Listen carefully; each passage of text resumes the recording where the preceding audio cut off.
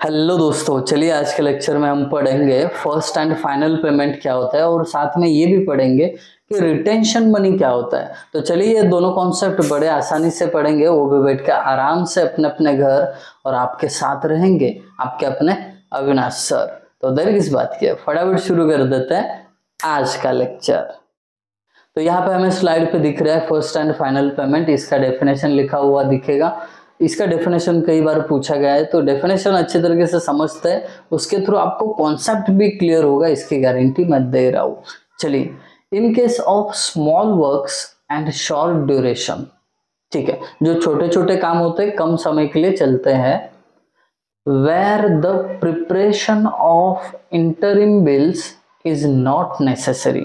Obviously जो छोटे काम होते हैं और कम समय के लिए चलते हैं, तो उसमें ना जो इंटरिम पेमेंट्स, मतलब क्या होता है, मानो आपने एक बिल्डिंग लिया है कंस्ट्रक्ट करने के लिए, तो उसका स्टेजेस में क्या होता है, पेमेंट होता है। जैसे कि आपका प्लिंथ लेवल तक काम आ गया, एक मेजरमेंट डन हो गया, फिर उसका बिल निकला, फिर आपने पहला स्लैब डाल दिया, फिर एक बिल निकला। वैसा इस काम में जो छोटा काम है और स्मॉल क्वांटिटी का और कम समय के लिए, उसमें ये interim payment stage wise bill करने की जरूरत नहीं है। तो फिर क्या होता है, the contractor is paid the whole of the tender sum only one installment. तो जो पूरे काम का पैसा है एक ही इंस्टॉलमेंट में अगर दिया जाए तो उसे बोले जाते हैं first and final payment. That's it, इसको रफा दफा कर दिया, चलते हैं आगे। अब दूसरा कॉन्सेप्ट हमारा तय हुआ था कि हम रिटेंशन मनी देखेंगे, देखते हैं क्या है।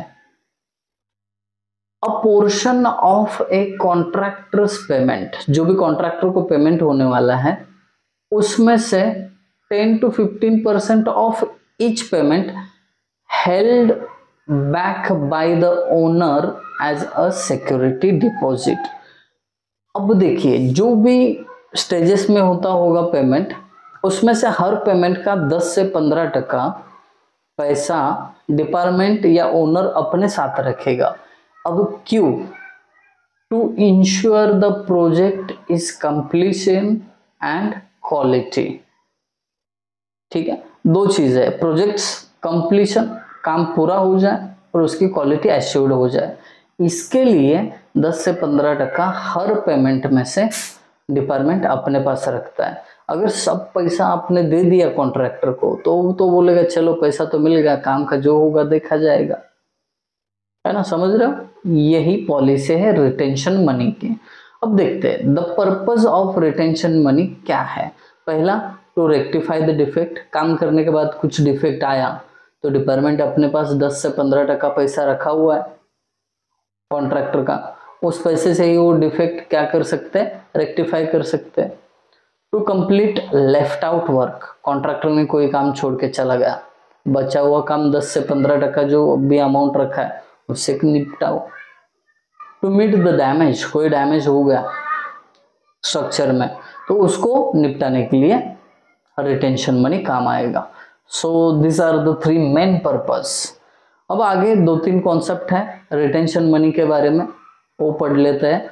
Retention money serves as a safeguard for the project owner. ये तो एक सेफ्टी है प्रोजेक्ट ओनर को, डिपार्टमेंट को, कि भाई साहब कॉन्ट्रैक्टर कहीं भागे नहीं जा रहा है, क्योंकि उसका रिटेंशन मनी हमने रखा हुआ है 10 से 15%। Ensuring the contractor completes the work according to the contract. पैसा रखोगे तो कॉन्ट्रैक्टर जैसे कॉन्ट्रैक्ट में लिखा हुआ है वैसे काम करके देगा आपको। Retention money does not carry any interest. आपने कॉन्ट्रैक्टर का रिटेंशन मनी रखा है तो उस पर कोई इंटरेस्ट पे नहीं करना है, ये भी बात समझ लीजिए। This amount is refunded to contractor after the defect liability period is over। चाहिए तो मैं ये हटा देता हूँ, आप सेंटेंस पढ़ लीजिए पूरा। After the defect liability period is over, इसका मतलब कॉन्ट्रैक्टर का काम खत्म होने के बाद मैक्स टू मैक्स 1 ईयर का तो डिफेक्ट लाइबिलिटी पीरियड दिया जाता है, कि इसके अंदर 1 साल के अंदर कोई डिफेक्ट आया तो उसके लिए जिम्मेदार कॉन्ट्रैक्टर रहेगा और वो क्या करेगा, उसको रिपेयर करके देगा। अगर नहीं देगा तो रिटेंशन मनी 1 साल के लिए तो रखा ही है ना। एक साल, ये जनरल बता रहा हूँ, किसी का कम भी डिफेक्ट लायबिलिटी पीरियड हो सकता है। तो वो डिफेक्ट लायबिलिटी पीरियड जैसे ही खत्म होता है कॉन्ट्रैक्टर को अपना पैसा वापस मिल जाएगा, retention money. So that's it about today's lecture. I hope आप सब समझ गए होंगे ये दोनों कॉन्सेप्ट। अगर समझ में आया हो तो जरूर कमेंट करके मुझे बता देना। Thank you guys for watching video. Thank you so much.